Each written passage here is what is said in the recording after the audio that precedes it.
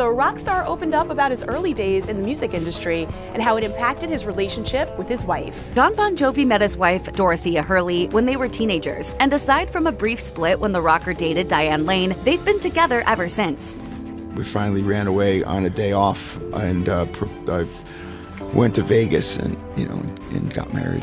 The rock star opened up about his early days in the music industry and how it affected his relationship with his wife. Jon Bon Jovi met his wife, Dorothea Hurley, when they were teenagers. Aside from a brief separation when Jon dated Diane Lane, they've been together ever since. We finally ran away on a day off, went to Vegas, and got married, Jon shared. However, Jon Bon Jovi's rock-solid marriage is now hanging by a thread, and his legendary voice is fading. Behind the scenes, his wife Dorothea confronts him with the harsh reality of his declining performances. Medical scans reveal an even darker picture. One of his vocal cords is thickening abnormally, while the other is wasting away. Will Dorothea walk away now that his voice is failing? Join us as we explore why Jon Bon Jovi's wife is saying goodbye after his tragic diagnosis. Vocal issues, this was unique, whereas if both cords are meant to be symmetrical, and let's pretend for the sake of conversation as thick as your thumb, one of mine was as thick as the thumb, but the other one was as thick as a pinky. The year was 2022. Jon Bon Jovi stood on stage in Nashville delivering the final notes of Living on a Prayer as thousands cheered. But behind the curtain, something felt off. The confidence that had carried him through decades of sold-out shows wavered. He turned to his wife Dorothea seeking reassurance, but her response hit hard. His voice wasn't what it used to be. The power, range, and signature sound that once filled stadiums had weakened. Fans might not have noticed immediately, but Jon felt it, and now so did Dorothea. For months, the signs had been there. High notes cracked, long phrases left him gasping. At first, he chalked it up to exhaustion, the toll of nearly 40 years on the road. But deep down, he feared it was something worse. The next morning, a specialist confirmed his worst nightmare.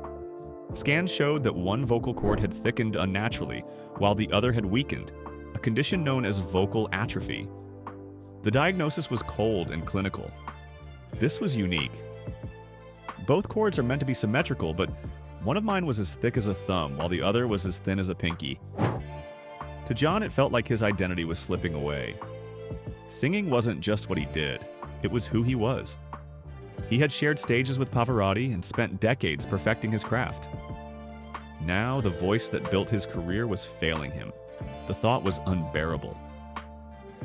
In quiet moments, he wrestled with questions he never thought he'd have to ask. What happens when the one thing that defines you is taken away? Doctors suspected that COVID-19 might have worsened his condition. In 2021, Jon tested positive just before a fan event in Miami. At the time, his symptoms were mild, but new research suggested the virus could cause long-term damage to the respiratory system, especially for singers. What could have been a slow decline became a rapid one. Progress was slow, but by 2024, there were signs of hope. His voice wasn't the same, but it carried a different kind of strength, one built on resilience. When Bon Jovi released their 16th album, Forever, longtime fans noticed the change.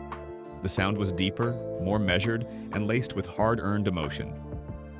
One critic put it best, "In finding a new voice, Bon Jovi has found new meaning." Jon Bon Jovi met his wife, Dorothea Hurley, when they were teenagers, and aside from a brief split when the rocker dated Diane Lane, they've been together ever since. We finally ran away on a day off and I went to Vegas and got married. The fight isn't over, but one thing is certain. The legend refuses to be silenced. The stadium was electric, packed with 20,000 fans chanting his name. The lights dimmed, the opening chords of Living on a Prayer rang out, and Jon Bon Jovi stepped onto the stage with his usual swagger. To the crowd, he was larger than life, a rock legend who had it all. But beneath the leather jacket and confident smile, the reality was much different. Jon Bon Jovi was falling apart. Between 1988 and 1990, Bon Jovi's New Jersey World Tour pushed past 230 shows across multiple continents. The pace was brutal. Night after night of 3-hour performances, endless flights, and the constant pressure to be everywhere at once. There were no breaks, no time to recover.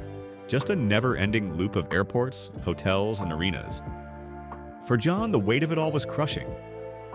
Unlike his bandmates, he wasn't just performing. He was also managing business deals, handling label politics, and carrying the responsibility of an empire that supported hundreds of people. The first warning sign came during a show in Tokyo. In the middle of Wanted Dead or Alive, his voice cracked, just for a second.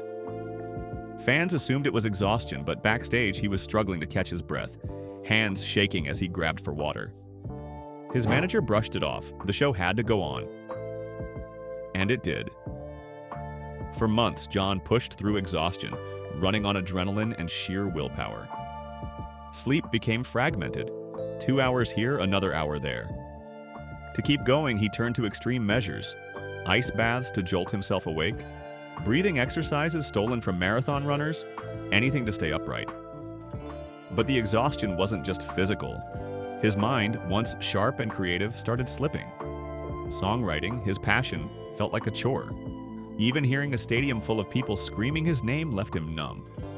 The music, the thing that had always fueled him, no longer felt like his own. By early 1991, everything came crashing down. While driving along the Pacific Coast Highway on the way to see a psychologist, he felt his vision close in. His heart pounded, and the beautiful ocean view blurred into something unrecognizable. A terrifying thought entered his mind, the impulse to let go of the wheel, to just disappear. That moment changed everything. Not long after, his body finally gave out during a show in front of thousands. His legs buckled. He tried to push through, but his body refused. He collapsed as the music cut off and security rushed in. Backstage, medics found his blood pressure dangerously low and his body severely dehydrated. The official statement called it exhaustion, but everyone knew it was something deeper. As Jon's body slowly recovered, the bond that held Bon Jovi together was starting to crack. The band, the core of their success, wasn't as solid as it seemed. Could they find a way back to what they once had? On a chilly April night in 2013, 20,000 fans packed Calgary's Scotiabank Saddledome, ready to sing along to decades of rock anthems. Backstage tension crackled as Jon Bon Jovi received news that would change the band forever. Richie Sambora wasn't coming. No warning, no explanation, just an absence where there had always been a presence. Sambora, who had been friends with Jon since childhood, left the band suddenly during the 2013 Because We Can tour, leaving the band scrambling for a new guitarist. Jon tells people there was no fight or money issue. Richie wasn't fired, he just didn't come to work. The announcement to the crew was blunt. Richie wouldn't be performing. There was no time to process it. The band reshuffled the set list, promoted a backup guitarist, and walked onto the stage with smiles that barely hid their shock. For years, Jon and Richie had been the heart of Bon Jovi's sound. Jon brought the vision, the drive, the relentless energy. Richie added soul, his signature guitar work and harmonies completing a musical partnership that had shaped a generation. Together, they created songs that felt larger than life. Behind the scenes, though, the cracks had been forming for a long time. After Jon's health scare forced the band to slow down, tensions that had been buried under years of touring and recording finally surfaced. Jon, always pushing forward, had little patience for Richie's growing desire to step back. Richie, meanwhile, was torn between the band and his personal life. His daughter Ava had become his priority, and the never-ending cycle of touring made him question what he was sacrificing. On top of that, Richie had struggled with substance misuse in the past. While he was committed to staying sober, the pressure of life on the road made it harder. The demands of the band left little room for personal healing.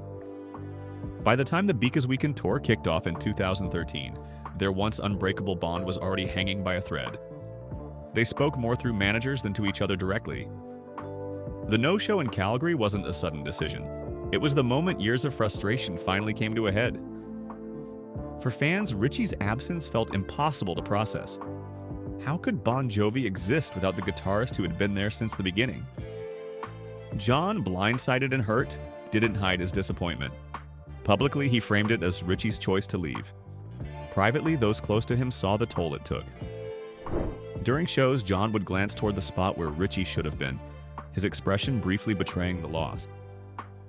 For more than 30 years, they had shared everything: chart-topping hits, sold-out stadiums, the rush of hearing an audience scream their lyrics back at them. Now, Jon was left carrying it alone. As Jon's partnership with Richie fell apart in front of the world, a far more personal crisis was unfolding, one that hit even closer to home. His family, the one thing he held above all else, was facing its breaking point. How much more could he take when the music stopped? Jon had taken late-night calls for decades. They were just part of the job. Last-minute changes to a tour schedule, urgent updates from producers, or unexpected problems that needed his attention. He had learned to answer with sharp alertness no matter how exhausted he was. But this call wasn't about music. It wasn't about business. It was about something far more important. It was about his daughter, Stephanie. Away at college, she had been found unconscious in her dorm room. It wasn't alcohol. It was something stronger, something that had stopped her breathing, something that could have stolen her life.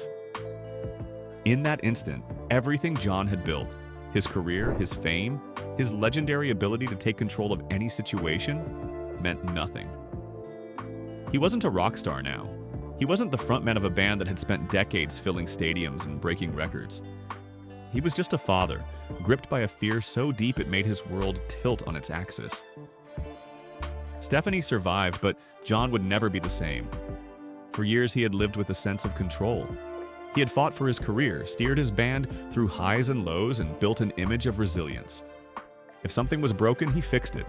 If an obstacle appeared, he pushed through it. But this was different. This was something he couldn't outwork, something he couldn't fix with determination alone. It was a brutal reminder that even the strongest, most successful people are helpless when it comes to the ones they love most. And just as he was reeling from that, everything else around him seemed to collapse. The band was locked in a battle with their record label. A completed album, the music he believed in, sat shelved, trapped in corporate limbo while executives played their games. Years of hard work, of creating something meaningful, were reduced to frustrating legal negotiations that seemed to go nowhere. And then there was Richie. His musical partner of 30 years, the man who had stood beside him through every high and low, was gone, just like that. No warning, no real explanation. One day they were bandmates. The next, Richie was gone, walking away from everything they had built together. Jon had faced pressure before. He had been through industry battles, exhausting tours, and creative struggles. But this was different. The weight of it all pressed down on him in a way nothing else ever had.